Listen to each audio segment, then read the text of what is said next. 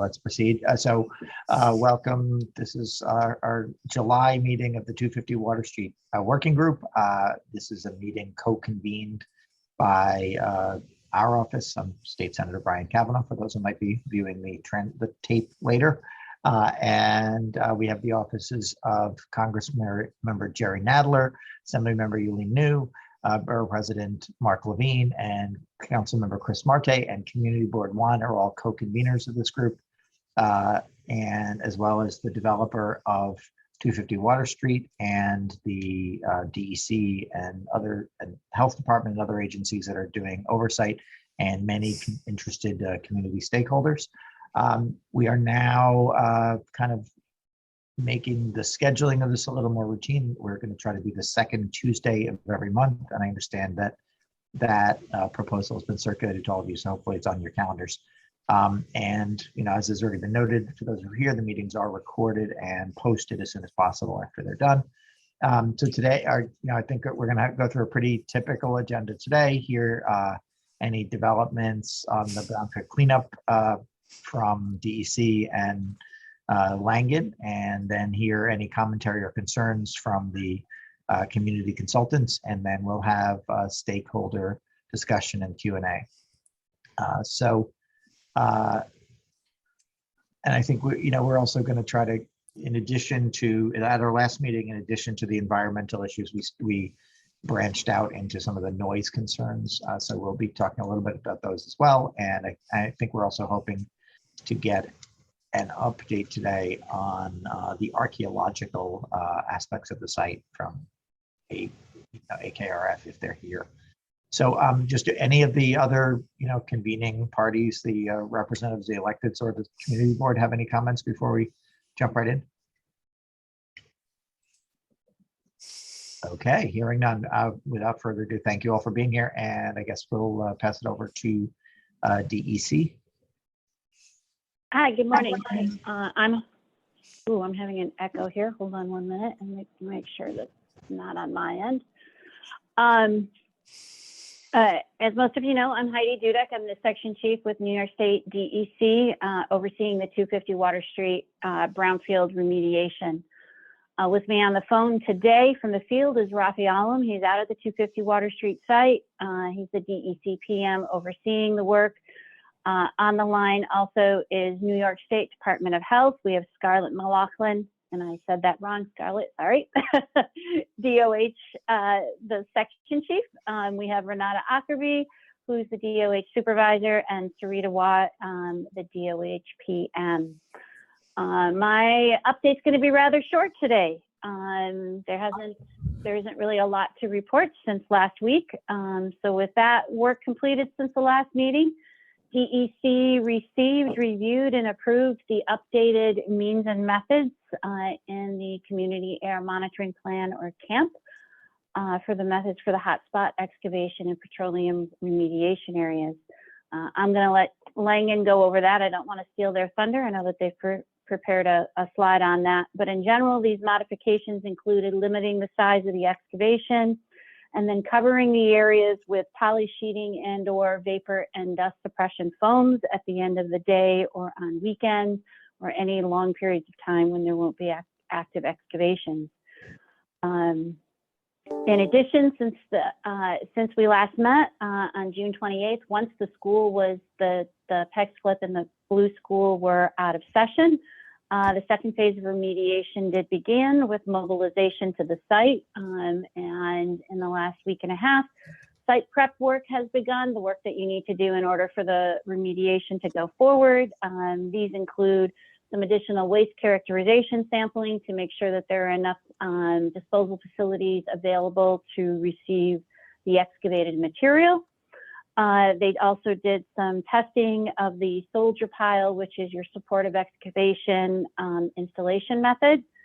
And they have also worked on, I think they've removed the shed, or they were in the process of removing the shed that was on site off. And then I believe that the city has removed the city bikes. During all of that, DEC has provided oversight of this work and will continue to do so to the extent feasible through the remediation. Camp monitoring has been completed during all the intrusive work, and we've had no exceedances of 15-minute averages. And with that, that's pretty much it. Okay, great. So Langan, do you want to jump in? Yeah, we'll go ahead and launch our slide deck. Great. Okay, so thanks everybody for having me and having Langan. I'm Mimi Ray Gordetsky. I think you all know me by now, principal in charge of the 250 Water Street project for Langan. Also on the line with me are Paul McMahon and Mike Au, who are very deeply involved in this project as well. Next. So we are going to summarize the work that's been completed recently and also talk about upcoming work as well. So first, summary of work completed. Since the last time we met a month ago, we've completed additional soil sampling to obtain disposal facility approvals. We do this in advance so that we'll be able to direct load soil to the extent feasible during excavation for remediation. We've also installed test soldier piles for future supportive excavation around the perimeter of the site. And then lastly, we've removed, or we didn't remove, but City Bike removed the station from the southern sidewalk of Pearl Street.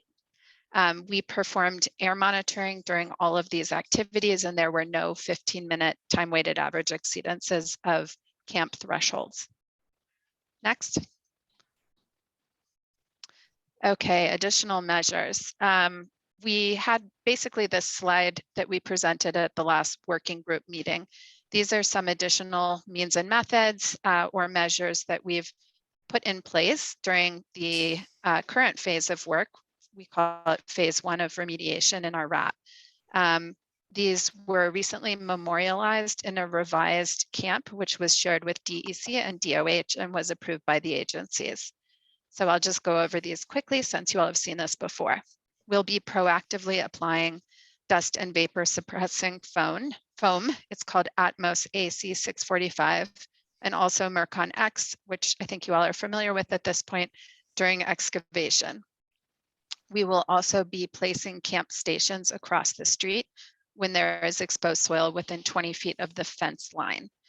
Do note that you'll see in a future slide that the fence is being bumped out to accommodate foundation construction, and the camp station will only be removed when the exposed soil is within 20 feet of the fence line, the new fence line. We'll be placing sleeves for odor neutralization around the perimeter of the fence. These will be placed approximately every 10 feet. As we've been doing, we'll continue to maintain additional spare equipment. And then prior to shutting down the camp, we'll be doing two things, one of which we've been doing for a while now, which is confirm that the perimeter and work zone equipment readings are at or below background readings taken at the start of the work day before work starts. And we'll be making that confirmation with a handheld Jerome 505 unit and also a portable PID.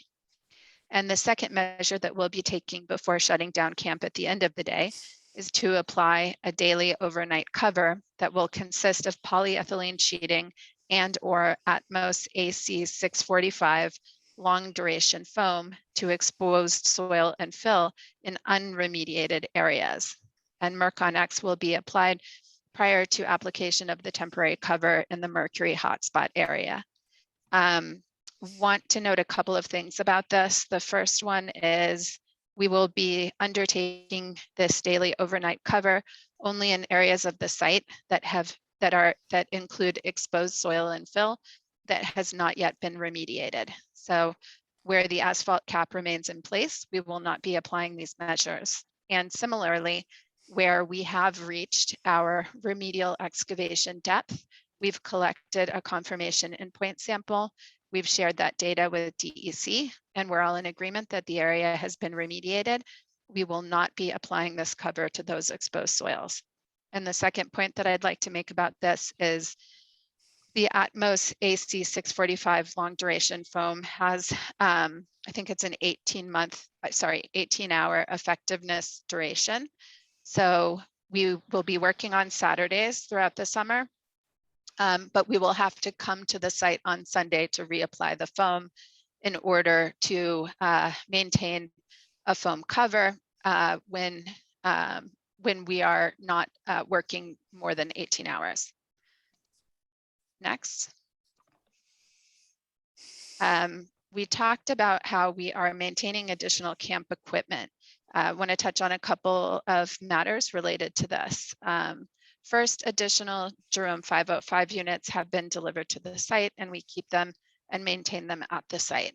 The second, which is very exciting for us, we found a company in, I think it's San Diego, that has specifically designed and built a telemetry system that will connect to the Jerome 505 units.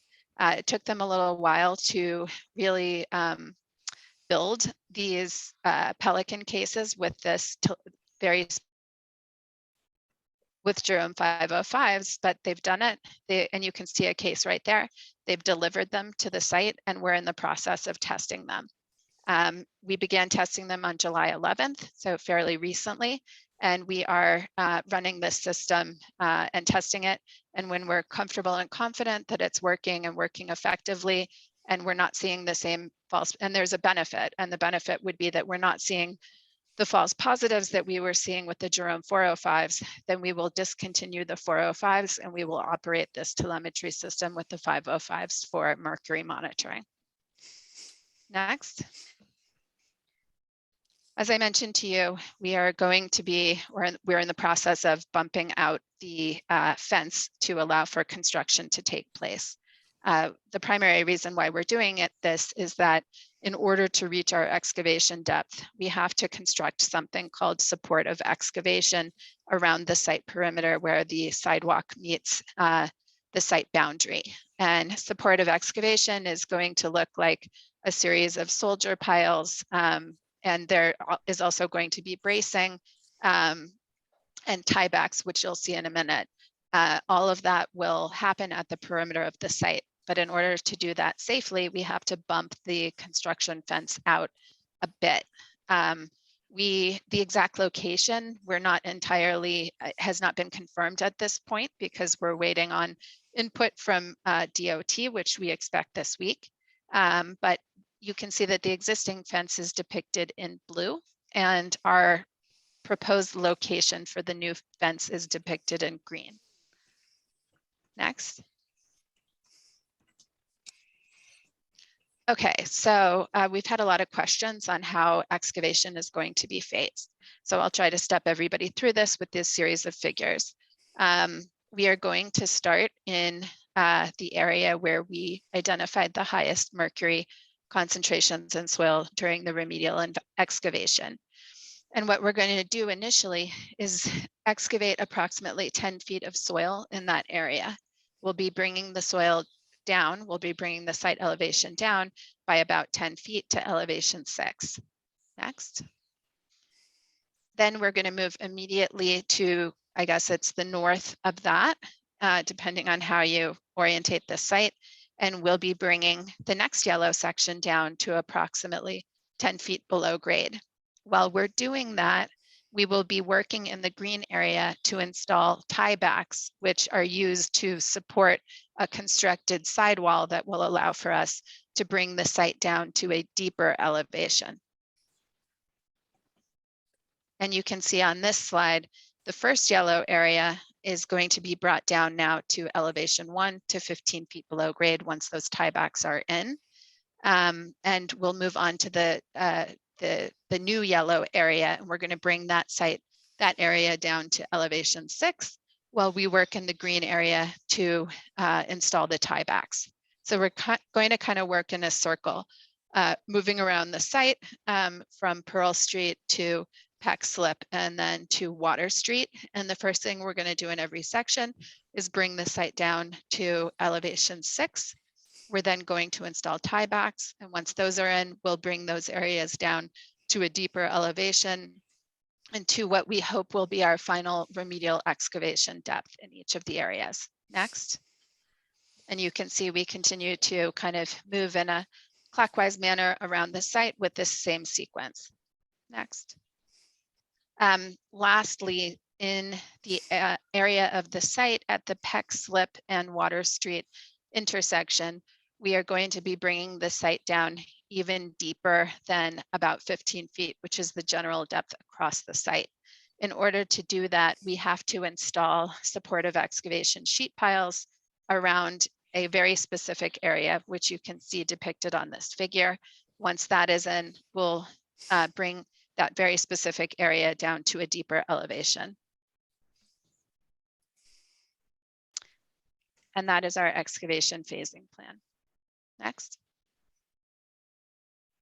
One of the things that we're going to be doing as part of this exercise is removing underground storage tanks. We, when we did our phase 1 back in, I guess, 2015, we identified a historical map showing a gasoline tank associated with a garage on Peck Slip, proximate to Peck Slip. We then, when we did our phase 2 back in 2015, did a geophysical survey, which confirmed that there is a buried metal structure in that area. And it was about the size and shape of a underground storage tank. We did a second geophysical survey as part of the remedial investigation, which again confirmed confirmed underground storage tanks at that location. This geophysical survey was a bit of a more advanced type of survey than what we had done during the phase 2. And we believe that there are likely 2 underground storage tanks at this location, buried side by side, potentially in a concrete structure. So just to go over underground storage tank removal and closure process, what's going to happen is the contractor is going to do yet another geophysical survey to confirm the exact location and quantity of USTs. So this machine that we use, it basically acts like a large metal detector, and it gets a response when you run it across land and it detects a buried metallic structure. So once the contractor is able to kind of mark out on the asphalt the exact location where this metal anomaly or metal anomalies are identified, they will then remove the asphalt cover and some soil or fill to expose the top of the underground storage tanks. Underground storage tanks are typically buried between 12 and 18 inches below grade. The reason that's the case is that when they're being installed, nobody wants to dig deeper than they have to place these in the ground. So they're usually very, very close to the surface. Once the tanks are exposed at the surface, they'll cut a hole in the top, which you can see at right what that looks like. And then they will remove and dispose of UST contents if present. Sometimes tanks still contain petroleum. Sometimes they've been filled with sand. Sometimes they've been filled with foam, and sometimes they've been filled with concrete. So we won't know exactly what we're going to find until we actually expose and cut open the USTs. The contractor will then, after the contents are removed, they will remove the underground storage tanks from the ground. And they'll further cut the tanks. They will then clean the inside of the tanks of any residual contents. The tanks will be disposed of as scrap metal, and the contents of the tank will be characterized and disposed of separately. Lastly, we, in the areas where the USTs are removed, will be collecting soil samples to confirm removal of source material. And that would be petroleum impacted material that has the potential to impact groundwater conditions in the area. Next.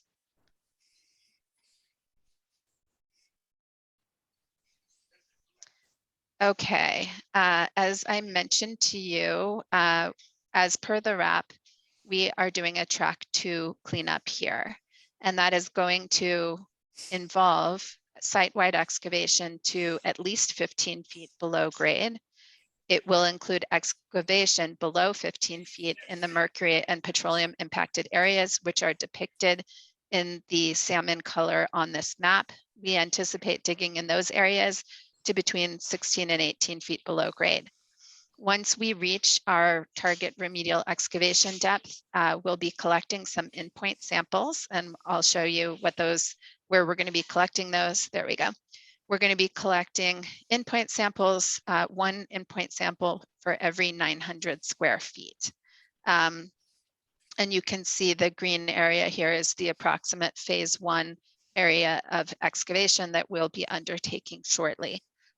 We send those samples to a lab, we run them for a whole suite of analysis, we get the analytical data back, and we will compare them to our track 2 soil cleanup objectives, which are outlined in the RAP.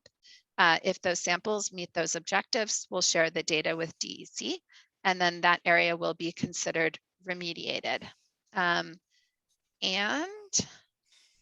what else? Oh, and once the area is considered remediated by DEC, DOH, and Langan, we will not be applying the daily overnight cover. Okay. So anticipated work schedule. There have been a lot of questions that have been filtered to us regarding the work schedule. On construction sites, we plan as best as we possibly can on how work will occur and how work will be phased. But depending on a whole variety of conditions, from say getting a permit to bump the site fence out to encountering some soil condition or a buried structure that is not anticipated, the schedule is subject to change. So this schedule that you see here is our absolute best educated projection of how our remediation work will occur over the next 4 weeks until we meet again. So I won't go into this in detail. You all can read it on the screen. And if anybody has any questions, feel free to send them our way.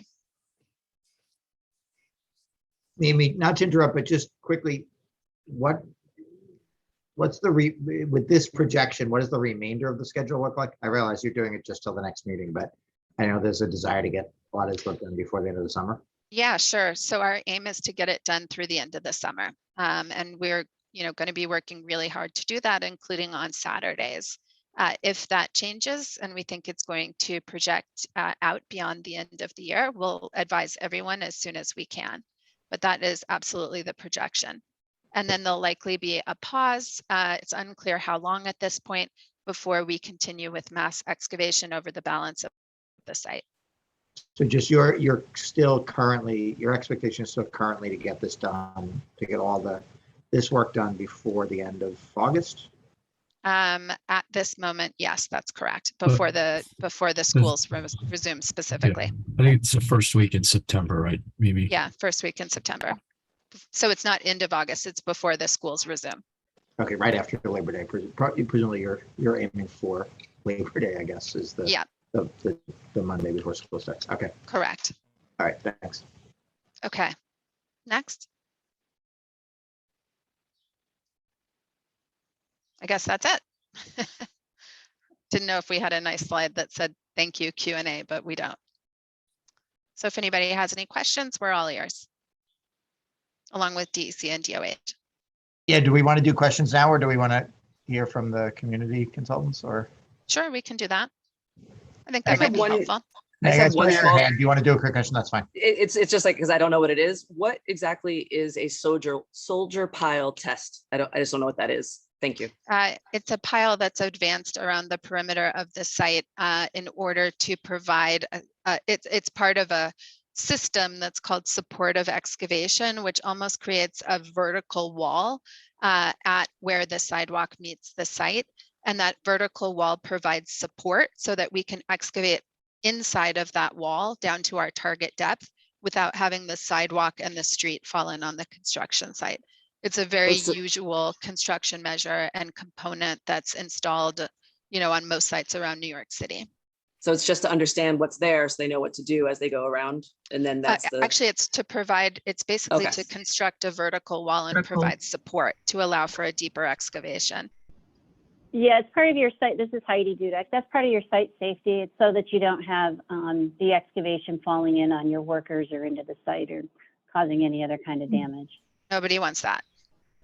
Yeah. And Mimi, just to clarify a little bit further, I think the test is that you were using a drilled method instead of a driven method, right? That's part of the noise mitigation approach. I believe that is for piles. I'm going to defer to Yeah, John Fideli or someone, or Paul, if you know better than I do. Yeah, so the test was to test a different method of installation of the soldier pile. So this soldier pile is an augured displacement. So rather than removing soil during the installation, it pushes the soil and densifies the edge of the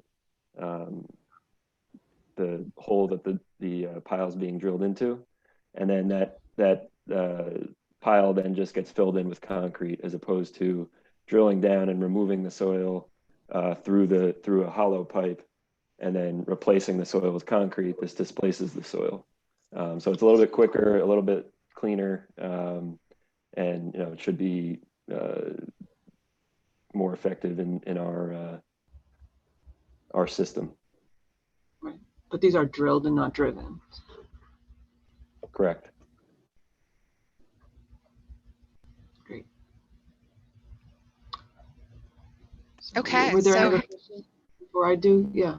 I would go ahead, because I have a feeling you and Tom may answer some questions that might pop up, and then we'll go to questions. Yeah, that seems right. Thanks. All right, great. So yes, I'm Laura Dodge, the Independent Community Monitor, working for CB1, in case anyone doesn't know already. So just wanted to step back a bit. We were provided, Tom Facil and I, the other community consultant for the Blue School, we were provided by DEC the draft construction health and safety plan, which memorializes the changes that were discussed by Heidi and Mimi. And all of the changes that were discussed are reflected in that document. And, I think we talked about at the last meeting that, Tom and I were happy to see, some of the changes that were proposed, which are very proactive. And I think Mimi described them very effectively. The phased excavation, the use of the Mercon and the Atmos foams as precaution, covering the pile, the open excavations with plastic, depending upon the size and the feasibility of doing all that. The use of the J505s, which I really have to applaud Langan's efforts in locating a vendor that would be able to create an effective telemetry system for the J505, which we're all hopeful will negate some of the difficulties with the J405, which, as Mimi discussed, is a finicky instrument. Hopefully the J505 will be a little bit more stable in its performance. So I think those are all very significant changes that are positive in the overall implementation of things and the scheming. We did have a call with Langan and DEC last Friday to talk through basically these changes in general. Tom and I were able to ask questions. We got all of our questions answered. One of the questions that I had related to truck and truck traffic. And I think it is something that might be slightly different than during the 421A excavation activity in terms of the number of trucks that will be running, because as you can see from the graphics that Mimi presented, the excavation will be in a much larger area than during the 421A excavation. So in order for the contractor to be able to load the soil directly into trucks and minimize the amount of stockpiling to the extent possible, they're going to need to be running more trucks. So that's something to anticipate and just be aware of. I know all efforts are going to be made to minimize idling of trucks and to comply with city requirements therefore, but it is still going to be a larger activity than the 421A excavation, obviously. So I think overall approach logistically is as you can see, it's a large area being excavated. So this is going to be a matter of having the area needed to be able to work the equipment and stage and load. So I would anticipate that, starting off in the one area where the mercury hotspot excavation is targeted, where the higher concentrations were reported, is a good idea to be able to get that work underway and done before moving on to, the PEC slip side and then hitting the underground storage tank area.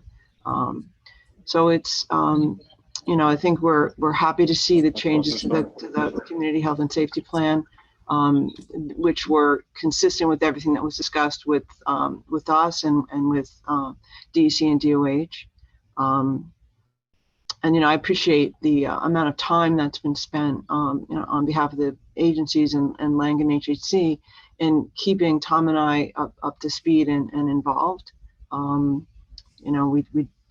think it enables us to address the concerns that any community member may present. And the way it's been working is that comments and questions go through CB1.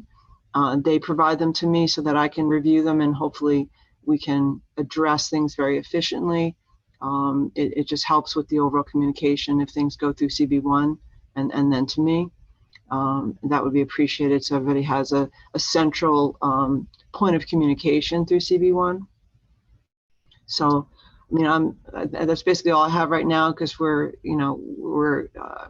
looking at the schedule, knowing that the excavation of the impacted soil is proposed to start next week. So we do have a work scope that's being reviewed right now. Hopefully we'll be able to provide some site visits to do the verification of air quality, which historically we have done not just on site, but around the entire perimeter of the site, going across the street, going over to Southridge Towers, and looking at their air intake areas and just verifying air quality around the perimeter, as well as looking at compliance with different provisions of the remediation work plan in the camp. So we're here to ask questions or answer questions if anybody has them. Thank you. Great. So maybe just jump to Tom and then circle back. Sure. Thanks, Brian. So I think Laura summed up very effectively sort of where we are, and on behalf of Blue School, we do appreciate the opportunities that have been provided to be in the loop in terms of reviewing information, reviewing plans, and Laura and I are very appreciative of that. Blue School is not having any summer activities, so in terms of potential impact on the Blue School this summer, no significant issues. I think the primary concern Blue School has, given its close proximity to the portion of the site that will be excavated in the fall, is the potential noise, dust impacts, given that the front door of the Blue School is about 25 feet from the sidewalk where the fencing is going to be. There's a very close proximity, so that's the primary concern. It's potential noise and dust impacts in the fall when school resumes, and we look forward to working with the group to try to see what we can do to minimize those potential impacts. So that's where the Blue School stands. Great. Okay. So next thing on the agenda is just community stakeholder discussion and Q&A. Any questions, comments, concerns? Sorry, Brian, can we get an update? Are we getting an update from AKRF on the archaeological? Yeah, sorry, if we wanted, the agenda had called for kind of an opportunity to comment on this stuff, but if we want to move forward and circle back, that's fine too. So yeah, it's AKRF, are you on? Yes, hello. Oh, there you are. Sorry, forgive me. I'm here. Go ahead, Elizabeth. So I apologize, I wasn't able to make the last working group meeting, where I think you may have had a brief discussion about the archaeology, so I'll just do a recap. We did complete the archaeological monitoring that we all discussed for the 421A work. We did not observe anything of interest in that small area, but we are moving forward with additional monitoring during excavation for the remainder of the project. As a reminder, the level of archaeological sensitivity starts at a depth of 8 feet. So right now we're just coordinating closely with the project team and with the Landmarks Preservation Commission to get a sense of when that excavation is going to hit that depth, and then we'll continue to monitor there. So right now we're just having a lot of back and forth to figure out kind of when the monitoring will resume. And then when it's looking like they're going to cross that 8-foot threshold, we'll be out there continuing to look for anything of interest. Is that good? Alice, you good? Yeah, we'll look forward to the update once you start. Thanks. Okay, good. Do we have, is there Any additional update on the noise mitigation and the monitors that have been placed, and whether more monitors are going to be placed? Yeah, I don't, there's not much to update as it relates to noise. I think, we circulated responses relative to the requests for the vibration monitoring in Southbridge Towers. We can refer back if anyone has any specific questions related to our responses. Yeah, Adam or somebody from DP, could you just refresh people? What is the status of for folks that aren't in the weeds on this? There are noise monitors in place where? Well, sorry. So there's the vibration monitoring and the noise monitoring. So, right. And the request, I guess, for the additional monitors, you're correct that it was both noise and vibration. And Dan Abadamarco from ACARF should be on the call, so he can jump in here. But there were noise monitors, I believe, that were being installed. Adam, I am on the call. Do you want me to? Yeah, sure. Why don't you give a more precise answer from your perspective? Sure. So, vibration monitoring is required at specific structures that are identified within 90 feet of the construction work, and we have installed vibration monitors in many of those buildings, all of them to which we have been able to get access so far. We are still working on access to some others, and we are scheduled to install some more vibration monitors tomorrow.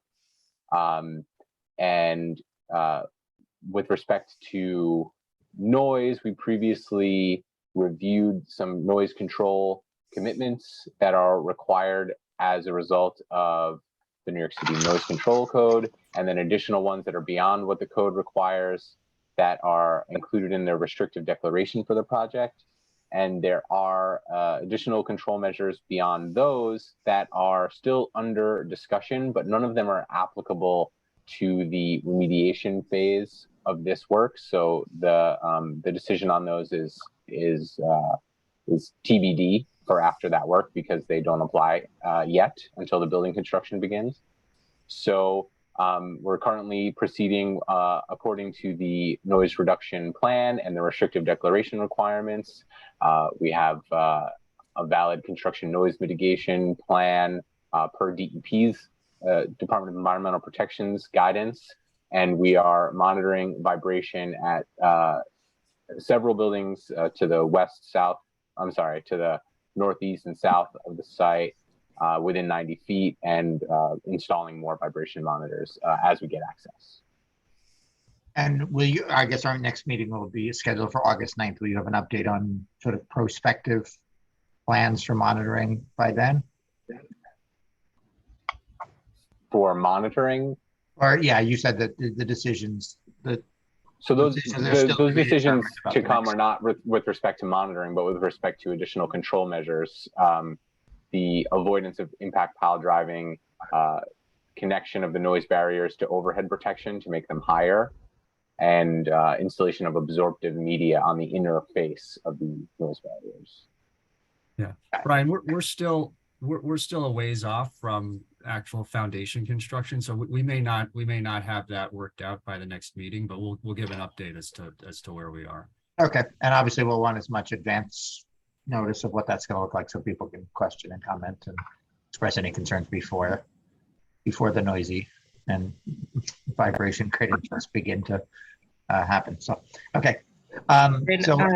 Brian, we also have Mark and Umberto from DEP on.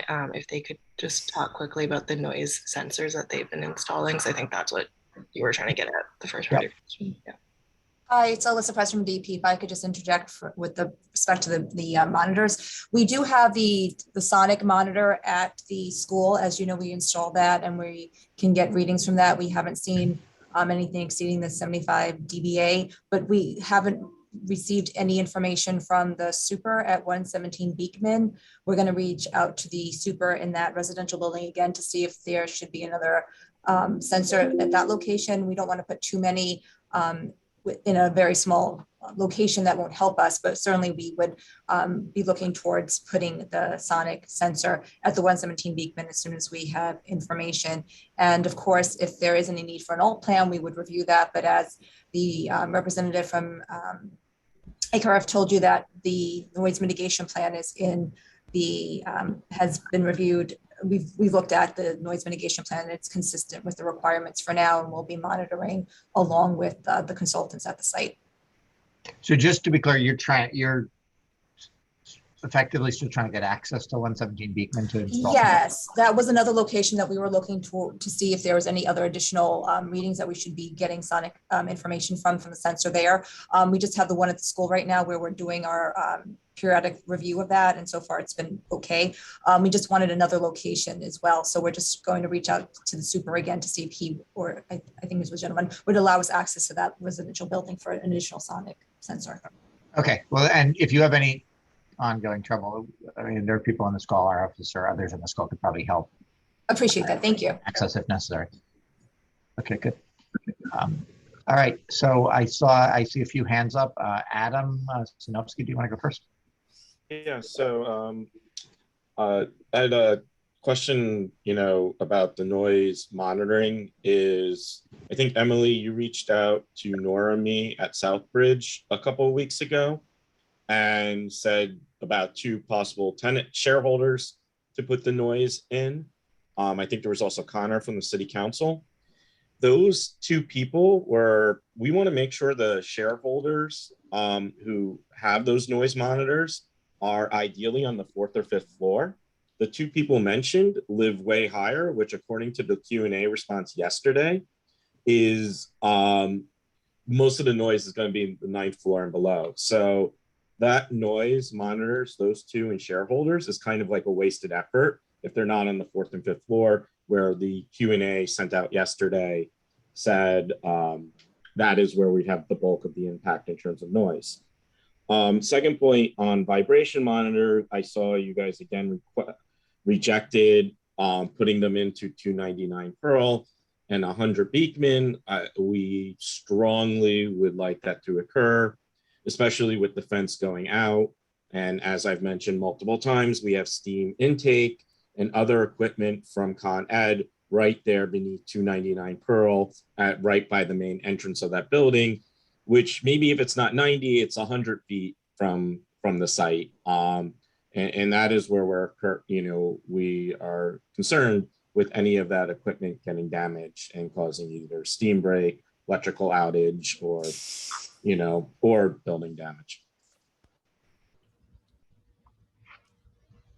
So do we have a response on the sort of the placement? And I mean, is 117 Beekman selected because it's viewed as a better location? And you mentioned you don't want to have too many more monitors than necessary. Well, they reached out about and saying we're going to give it to 2 shareholders, and then they selected them without having the Southbridge board input. And at least the 2 names they mentioned to us, one I think lives on the 18th floor and the other one lives on the 25th floor, which right. Yeah, Adam, I'm trying to get I'm trying to see if we I have can response on this. maybe try and answer that. So we had just gotten those names from the council member's office because I think those were just residents who had reached out to them about noise issues. I don't think either of them were actually interested, but I sent the building names to DEP, and I believe they were looking at 117 Beekman because I think they had identified that building, although someone from DEP can clarify. Right, that's correct. We got referrals from people who were interested in getting the sonic sensors. We wanted to get a wide range of locations that would give us the best assessment of if there were going to be spikes or exceedances of the noise code, where we would have sensors that would be within the logical scope. But if there are individuals who are interested and there are other locations, we would just ask anyone from this call to forward that to I think Umberto's on this call, to forward that to our inspector so we could set up an opportunity to reach out to the shareholder or the tenant so we could place the sonic sensor there. We just want to have enough to go around. We don't have an indefinite supply, but we want to make sure it's locations where we can get a wide array of different readings based on individuals who are interested. Can you drop Umberto's details in the chat? Because I have a connection to the 117 Beekman. I have a phone number that I can try to see if I can get that organized. And can you You can also, just Megan, address you can send Adam's that point? to me too, and I can get that to Umberto. Thank you. Yeah, and can you just address Adam's point about the appropriate sort of what the optimal floor for the to be monitoring from? So there's not an optimal location. I mean, it depends on what kind of work is being done. If I think we should reach out to the consultants to find out exactly what scope they're in. We would place the monitors, you know, sometimes it's harder at the highest floor to the gentleman's point to get accurate readings. But if there is a person on the 4th or 5th floor who is interested in the sonic sensor and they would like to have that sonic sensor put in the home, we could arrange for that. It's a variety of different factors that go into where we put the sensors. This is Dan from AKRF. The predictive analysis of construction noise for this project considered noise at all various floors. And so that's what the questioner mentioned is, so we indicated that the maximum predicted noise at Southbridge Towers was predicted to occur on the 4th or 5th floors, but the range is not that large across the building. It's maybe 6 decibels of range. I'm not looking at the results in front of me right now, but it's not a huge range. But the 4th and 5th is where the maximum prediction is what we saw. Yeah, I have someone who I think on the 4th floor facing the site who is potentially willing that I would like to get the noise monitor there. And so if you can provide that information, we would love to see that. We can have our supervisor inspector reach out to that person so we can accommodate. Okay, do you want to email me or do you want to? It should go through our Public Affairs Bureau. So Umberto, are you on the call? Yeah, Adam, can you send that? Adam and Megan, can you just send that to me? I've been sort of working with Umberto. And okay, thank you, Emily. Yes, we've been working together. Thank you all. This is Umberto. Okay. So we'll connect everybody. And I would just note for those who aren't following the chat, the monitor at the Blue School is also on the 4th floor, directly overlooking the work site. Reports Noah. So thank you for that, Noah.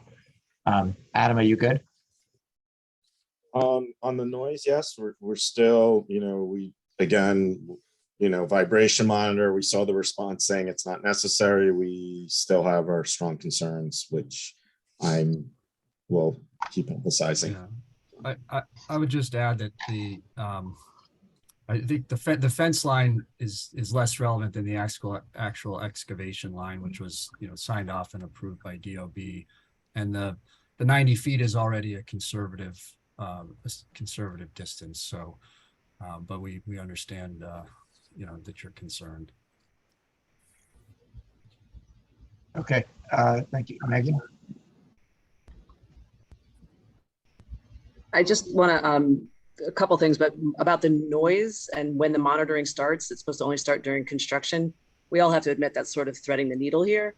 It's about when noise is happening. It's not about when, I know that, it's the obligation of construction, but it is going to be when noise is happening. So that's sort of like a bigger question to ponder is why is it only, and it's getting sort of split from the remediation as we've been told over and over again. So I think that that's not a really fair way to say whether or not you're going to start doing the monitoring is because official construction hasn't started. Because as far as everyone else is concerned, when the jackhammer hits the pavement, it's construction. So that's just a comment about when we're going to start to do that. But the noise from Sonic, the monitors, is there a manner in which the public can see where this data will be housed? Can it get put on BCP?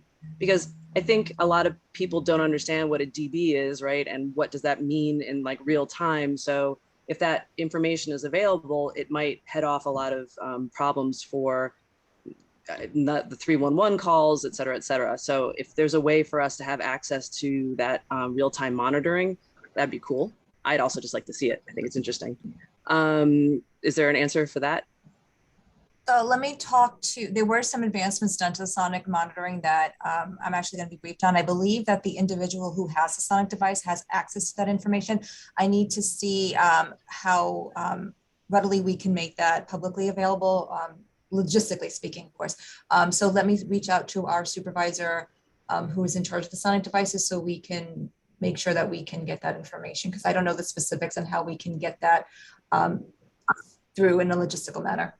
So in a logistical procedural thing. So what's happening is the monitor is over at the Blue School. It's doing its stuff. And then periodically you guys send a team over to check it out. Is that how that gets monitored? So it's not actually like no, we actually have the feed. I'm sorry to interject. We actually have the feed that we have through our Sonic, and we have real-time readings to it. So no, we don't have to. We send the inspector for other reasons to make sure all the prescriptive measures are being followed by the contractor, also for any exceedances of dust, things of that nature, although DC is doing a great job of doing the dust measurement. We also just want to make sure there's no general summonses. But in general, yes, we have access to that. And as I said, I believe that the individual who has a sonic device has the mechanism to review any information, but I just need to see how we can get that more widely submitted to the public, like to yourself especially, or to anyone interested. I just don't know the mechanics behind it because there were some tweaks to the actual device. So I will be reaching out to our supervisor who installed the Sonic, and we will get back to you. Great. One question that keeps coming up and up again from different members of the community that I talk to is why we've had to have so many new layers of characterization, soil characterization happen. It just it makes people think, well, why? And is this tied to this idea that we want to have many multiple people who are going to take the impacted soil, so they need their own tests? Like, because right now the feeling is that the tests were inconclusive, and that makes everyone a little bit sketchy about what's happening. So if someone could elaborate on why we've had to have so many levels of the characterization happen, please. Paul, you want to take that one? Yeah. So yeah, there's two primary reasons. One is, as you mentioned, there are different disposal facilities, and the disposal facilities require different sample analysis as part of their permits. In an effort to get multiple facilities approved for like each area of the site so that we could excavate quicker, we did some additional sampling to get some additional disposal facilities approved. Basically, the way that would work is that we might have an area of the site that is now approved to 2 different facilities. One of the facilities might only take 10 trucks a day. So now we have another option as a backup, and we can get rid of more material, and we're not stopped and slowed down because we do have a tight time frame to get, this phase of work done. The second is when you do a waste characterization, you analyze a grab and composite sample, and sometimes you get a sample result that requires some delineation. So we get, in this case, we had a couple of PCB concentrations in one area and lead concentrations in another area, where the facility said, we can take the concentration at this level, but you need to show me where that material ends and the cleaner material starts. So the delineation is the other part of it, and then the larger part of it was trying to find multiple facilities that can take each type of material. That's a fantastic, thank you, because that really caused a lot of concern. It kind of sounds like it's like when you get like a Mohs and they take like a little bit of cancer and they have to figure out where it gets clean, and that's how you can figure out where. Okay, cool, great, thank you for that explanation. That'll make a lot of people feel better, and thank you for the for trying to have multiple places for these things to go when you are excavating it.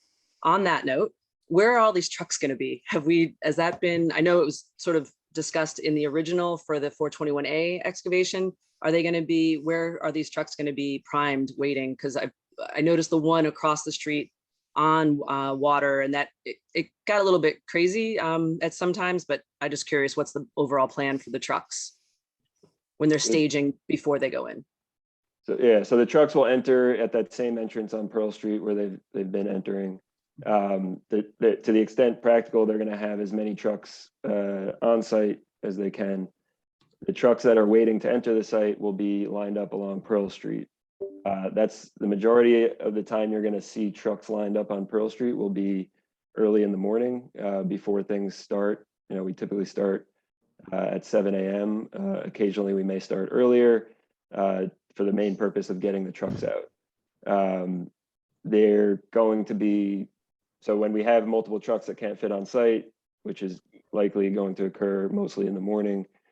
Those trucks will be lined up along Pearl Street. And then as each truck goes out, another truck comes in. Not to belabor Adam's point, but I think that also is another reason why the vibration monitor might be a good idea to have at that location that he was speaking about, because that's a lot of trucks for a long time rumbling around there. So just something else to be considerate of. If we're looking for a good community partner, this might be one of those, olive branches to the community, because those things are expensive to fix, really expensive. And then I took a group of emails. Oh, so we talked about this, this is a procedural thing. I wanted to know, could we, in Ricky's next email, could he provide a contact so that you can have your name added to the emergency list? I think we've talked about that in the past, just so that if there is something that happens, there's a wide email that goes out, and if people are interested in being on it, I think they should know how to get onto that list. Question? I guess I am the contact, so you can just email me directly and my information's in there. So yeah, but I so thought that this is not coming from us. That's right. coming. There's a separate list that DEC maintains, and I defer to DEC regarding that as well too. But we will always share any information that's kind of going out. Anybody who wants to be added to our list, they can contact us. So I guess that's my fine point. How can people get added to the DEC list? Or Heidi, is that not open? The emergency contact list, I mean, as with anything, you try to keep it at key points of contact so that you don't have that. And we've worked really hard on what we have now. If there is somebody who's interested in it, I would suggest that they reach out maybe through one of our current points of contact, and that can be something that we discuss. But in general, it's not a list serve or something else like that. And I really would like to keep it for its intended use versus a general notification type thing, like what Ricky does as far as the notifications for work and things like that. Understood. So if someone's really got to be in their bonnet, they can ask you. Okay, cool. Yeah. And then last question, what about the trees? Everyone, the fencing is being moved to the other side of the, what's that thing called? Sidewalk. And there's a lot of trees, some pretty, what's that when they're mature trees that were dedicated from 9/11. And I'm just curious what the protection plan is in place for those trees, because I think that's an obligation of the developer. Yeah, I don't know, Greg or John, if you're on and want to address that, but we have an arborist on our team, and I don't believe that the trees along Water Street are going to be able to be preserved. But Greg, do you want to explain the process there? We are the ones in front of Blue School. I just want to make sure we're talking about the same trees, right? Well, I'll say yes to along Water Street. We have an arborist coming out. The foundation wall and the foundation wall. Let me rephrase. The supportive excavation wall is 5 feet out from the foundation wall, which happens to be in the narrow sidewalk in those tree pits and in those root balls. And so we are talking with an arborist trying to understand what exactly can and can't happen. But it does look like some will have to be removed due to the fact that we will damage that tree to a point that it will no longer survive. So we are still going through that process with a local arborist and working with the city.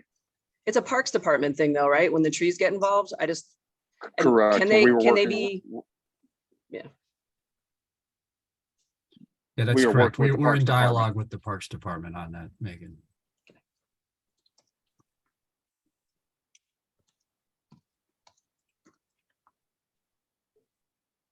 That's the end of my questions. Are Thank you. Okay. Good. And next up, we have Grace Lee, and I don't think I'm violating the non-political spirit of this gathering by saying congratulations on becoming the Democratic nominee for Assembly District 65 in the primary 2 weeks ago. But Grace, take it away. Thank you. I just have a quick question about the sound again. I'm getting confused now. So there's no, you don't have, Howard Hughes does not have any plans to implement any, additional noise mitigation strategies until construction starts. I just want like clarification on that. Yeah, no, we're adding a higher fence for this next phase of remediation and the construction activities associated with it. So there's going to be a cantilever section added to the fence. That's the main appropriate mitigation for this next phase. And then the other items are under consideration for the more intensive building foundation construction, the piles that actually support the building in a subsequent phase. Got it. Okay, got it. Okay, so during the remediation, we will get that higher fence. And can we kind of explore the noise mitigation strategies? I know, Adam, you were saying that it's going to take some time because you've got to do some RFPs and other things. But if we can we move that forward in advance of school starting and just be ready to potentially implement some of these strategies, additional sound barrier strategies before school starts? Because even the remediation was quite noisy on certain days and very disruptive to the kids. So, if we can get ahead of that and also have an opportunity to provide some feedback, before school starts, I think that would be very helpful for the community. Yeah, we'll provide an update at the next meeting on the timing. We would expect if there are substantial construction activities that when they start, if school is in session, that any appropriate additional mitigation measures would be in place at that point. Okay, thank you. And what happens so the 75 dBA, is that the maximum allowable noise limit? Can you clarify what the 75 dBA threshold is that you're referring to? I don't know. I just heard someone mention 75 dBA. So I didn't know what, is that a threshold? Someone on this call just mentioned it. I'm not aware of that threshold. Okay. Sorry, what is the threshold? 85 dBA. Oh, it's 85 dBA. Okay. 85 dBA does not. 85 dBA applies to non-impact construction equipment and sources. So things that would not fall into the 85 dBA threshold would include jackhammering, impact pile driving, or anything that has like a rapid onset, like an impact. Okay. So anything noisy doesn't have to be quiet. Yeah, and then what do you do? What's the and how do you modify that for sites next to schools? Because isn't the goal also to mitigate noise around schools even further? What? There isn't a code requirement specific to schools. There is the mitigation that was committed to as part of the project's EIS that we've previously discussed to control noise at the site more than what the code would require. The schools also both have robust building facades that substantially reduce that. 85 is an exterior threshold, so it's not 85 decibels inside a classroom. Okay, and what happens when it hits the threshold? What do you stop work or what? That falls under DEP's purview, and so since they're on the call, I think they're probably the best to respond to that question. If we're out there and we do, first of all, the task that we have is to make sure that they are following the noise mitigation plan. We do take the noise measurements, and if it's above the 85 dBA threshold, we do talk to the contractors about that 85 dBA and see what their activities are and see if they can lower that, what extra mitigations they can take. we can issue them a cure period to correct that. It's a conversation that we can have. If it continues, we can issue a violation. I'm just generalizing here in terms of construction. And is it an 85 dB? Is that over like a rolling 15-minute period or something like similar to like mercury levels? Like it's not just like over 1 minute or. Well, it's a noise measurement level. Right. It's sustained, right? It's a noise measurement we do in front of the construction site. But it depends, because again, we have there's some variables, right, with background noise. We do have a handheld noise meter. We do take the measurement in front of. I think it's a little hard for me to explain terms of the length of time of the measurement, but I can get that information for you if that's what you're looking for. Yeah, no, I'm just curious how that works, so that for the future, so we know. Thank you. Okay, and then okay, so switching gears a little bit, I just had a question because I feel like this is something that will come up once you start pulling up the underground storage tanks. How noxious are the fumes from that kind of process, or is it? I don't. It kind of smells like it can smell like when you're fueling your car at a gas station.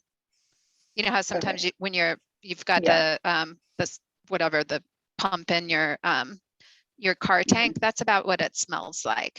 As we noted, we're going to have these perimeter odor neutralizing socks that we're hoping will help a little bit, but it's really no worse than that. And of course, when vapors reach air, they basically dissipate in the atmosphere. So, it shouldn't be sustained for a period of time.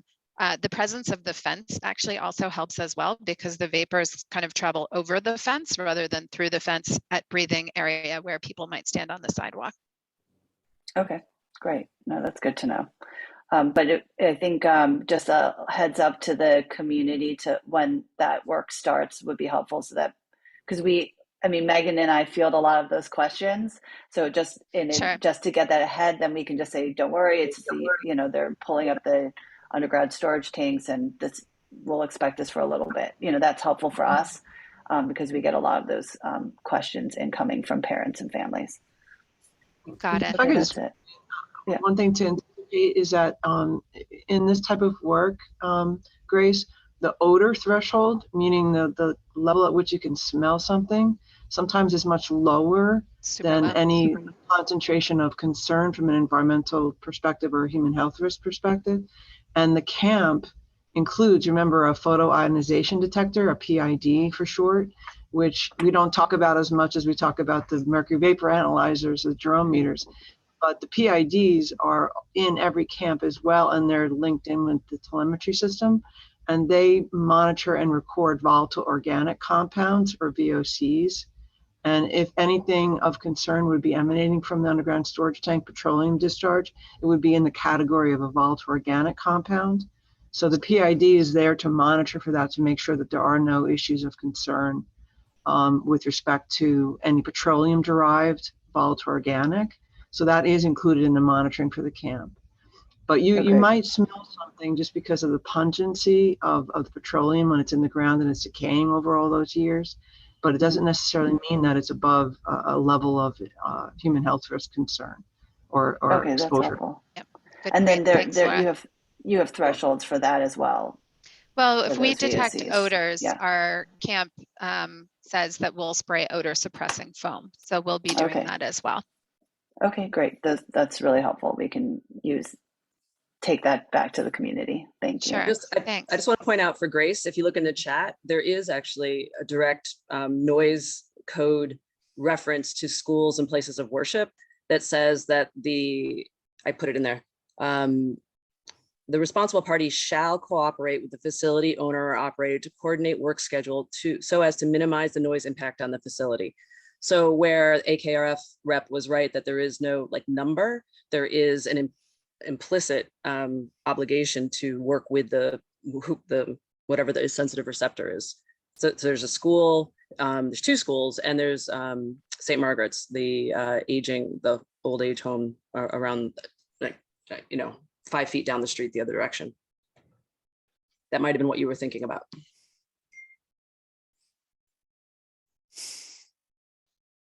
Okay, thank you. I think those are all my questions.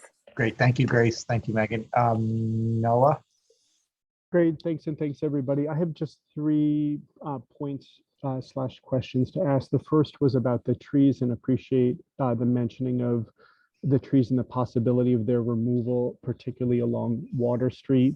That just feels like important information that we should know about, and so and to be able to share so soon as a final decision is made about that, or whether there's an option for weighing in on whether that has a big impact on those of us who are adjacent to those trees, obviously. So thank you for just bringing that into the discussion. It wasn't something I was aware of or had on my radar at all as a possibility of the removal of those trees. The second piece is a clarification about the sound monitoring that's taking place at Blue School. There is one piece of equipment that was installed outside of my office by the DOB, not DEP, and that was done, I think, by them as they shared because of, so that they have information in case concerns come in via 311. I don't know whether DOB is sharing that information with DEP, and I don't have access to the data that comes in through that monitoring. So I don't know whether, when it was spoken about before, whether there is a separate monitor at Peck Slip School, or whether the monitor that's in place at Blue School is being shared more widely. I don't have access to the auditory data that comes from that. And then the third piece is just echoing Grace's concern raised about noise once the school year begins.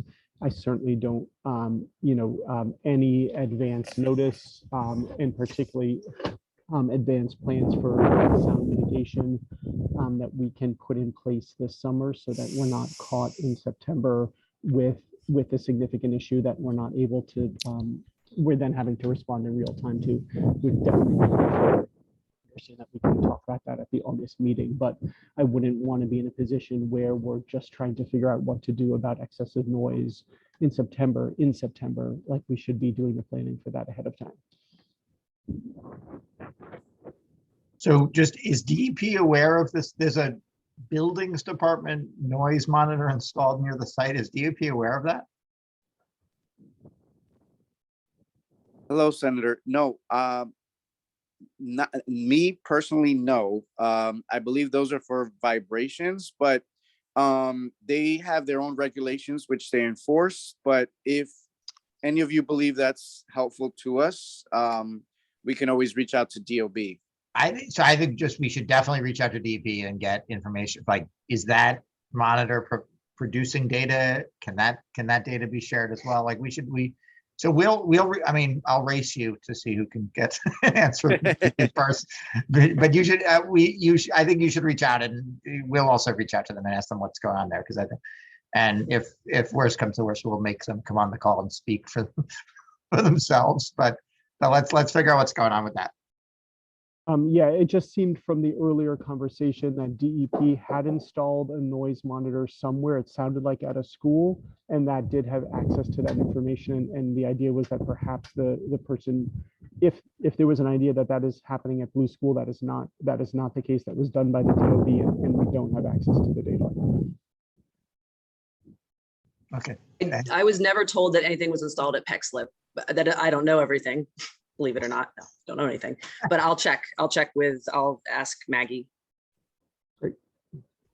In terms of the noise sensors, we haven't. Like I said before, I've been working with Emily in terms of contacts of who interested parties are. We have reached out to the school, but I can reach out again and see if they're interested, the school as well. We'll be happy to do that. By the school, do you mean the Peck Slip School, or do you mean Blue School, or do you mean both of us? So we've contacted, from my understanding, my staff contacted both. We have installed at the Blue School. I'm not sure about the Peck Slip. I don't believe we have, but like I said, we could reach out to them again if that's what's desired from this meeting. Okay, just to clarify once again, from a Blue School perspective, there is one monitor that was installed. It was not installed by the DEP. It was installed by the DOB. I have not had any contact with the DEP about noise monitoring at all. Okay, well, we have installed at the Blue School a noise monitor, one noise monitor. And are we talking about the same monitor? There's no, you said in the notes before, there's a monitor on the fourth floor. Okay, so and perhaps during conversation then with DOB, that was installed by 2 representatives from the DOB about 6 weeks ago. We'll find out in terms of DOB, what they installed. I'll be happy to reach out to them. But I believe that we have spoken to NOAA, Blue School, and DEP has installed a noise sensor there. So Umberto, you're on the phone and don't have access to video, but you're speaking to NOAA right now. So I apologize. No. So we'll all connect and make sure. It sounds like maybe DOB did some work on behalf of DEP to install that thing, but we will figure out, make sure if there are any monitors available, we should be trying to get, whatever real-time data we can get out of them and maximize the cumulative effect of all this monitoring. If there is a city pole, we do work with DOT. In terms of DOB, like I said, it may be vibration sensors. I'm not sure, but we can definitely reach out to them and get more information for you. Thanks. Yeah. Okay, so mindful of time, we do try to get people on and off in no more than 90 minutes, which is a big commitment of time for a lot of folks. We have Jason and then Adam. I think it looks like you want a second round, so Jason. Hi guys, a couple questions. I know my building that there were monitors installed in several places. I'm not clear exactly where. I think it'd be good if we could just get that for the next meeting from the engineers, where are the monitors installed, and then we could just check it off and what type they are. And also following on that, I know that there was like a report that was written, I believe, for our building, because we're within 90 feet and we're a historic structure. I never saw the report. So if it's not ready, okay, but when it's ready, could it be distributed to the, people within 90 feet that have to get it, so we could give it to our condo members? And then also coming from the kids in school nearby corner, I think it'll be good for the next meeting at least to have a draft with a very simple plan showing where this new perimeter wall is going to be, so that we can be more prepared when school starts, with all the schools and people doing the car drop off and people doing the excavation drop off and the walking by. Something just crystal clear, so we know that our principals have that information and that they don't have to wait for it to get it out to everybody. And also, let's definitely agree that, of course, that whatever trees go back after we're done will be as big, and if not bigger than, and more beautiful than what was there. And that'll make up for the fact that we had to take them down. Thank you. Okay, great. Thank you, Jason. I think that was a clear message to everybody. I don't know if we need a response, or can we just jump to Adam? No response necessary. Thanks. Great. Yes, quick second round. 2 quick things. One is it's hurricane season, so just be good to know, as soon as a hurricane has even a 10% chance of hitting New York City, do they need to cover up with blacktop? How quick does that take? We've been talking about it so long ago, I just didn't realize this somehow got pushed into hurricane season until we were talking about this, as got a random weather channel up. And then just to what Megan was saying in terms of the lane closure or the park area now closing and that fence and the final placement with DOT, we are concerned about the safety of people making left turns out of the Pearl Street garage. I don't know if a traffic light needs to go there, but please keep Southbridge informed of what's occurring there, especially because then if there's trucks idling and we have people leaving at 7 and Pearl Street going north, is down to 1 lane, that's going to be a very dangerous left turn. I'm talking about the garage coming out of 299 Pearl Street, or it's kind of between 299 Pearl and 100 Beekman. That's opposite the site. It's already not the funnest left turn, and I'm fearing it's going to get worse. So, yeah, and as Megan suggested, is a flag mat needed to be there in the morning when there are trucks idling and taking up a lane as well. Okay.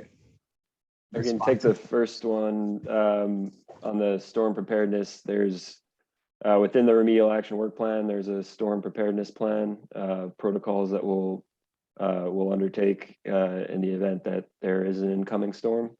It has to do with basically inspecting and reinstalling any stormwater pollution prevention plan related materials, and securing stockpiles with sandbags, et cetera, grading the site appropriately. There are a number of protocols in there, and then there's also a protocol for follow-up inspection to make sure that any potential issues that occurred from the storm are handled quickly. So that's a part of the wrap, and those protocols would be followed in the event of an incoming storm. And just from a general construction standpoint, usually if there's a hurricane that's forecast for an area, they'll be working with Langan, and the engineers will work with DEC to ensure the site is closed up and work is shut down and everything to that effect.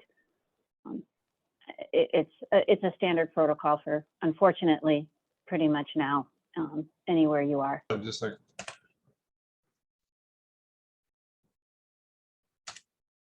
Okay. I think this call's about to wrap up. Yep, I think we are. So just Got a senator right there. Hey, all right. So just if we have no further comments, just a couple of concluding notes. First of all, as I noted, the next meeting would be scheduled for the 9th of August. The one after that will be September 13th, when we'll be well into the beginning of school. So to the extent we are looking for information in advance of school, particularly about noise and some of the other issues that have been raised today, it'd be really helpful if we have good, clean updates that for our next meeting. Secondly, just to note, Diana Swataj of the CB1, who has been the point person on this, has actually left her role and moved on to another job. So Lucian Reynolds should be considered the point person on the staff there. And just to please remember, everybody should copy all updates on this to CB1, because they do have this, we post the video of these, but they do have a good repository of documents under external, the external documents link on their website. I will post Lucian's, I just put Lucian's email in the chat for everybody. It's lreynolds@cb.nyc.gov for anybody who's listening and not reading the chat. But again, let me just end by thanking everybody for another, I think, very informative and productive meeting and a very good dialogue. And unless there are any other closing comments or remarks, we are adjourning 4 minutes early. Thank you. Thank you. Thanks, everybody. Thank you. Bye. Thanks.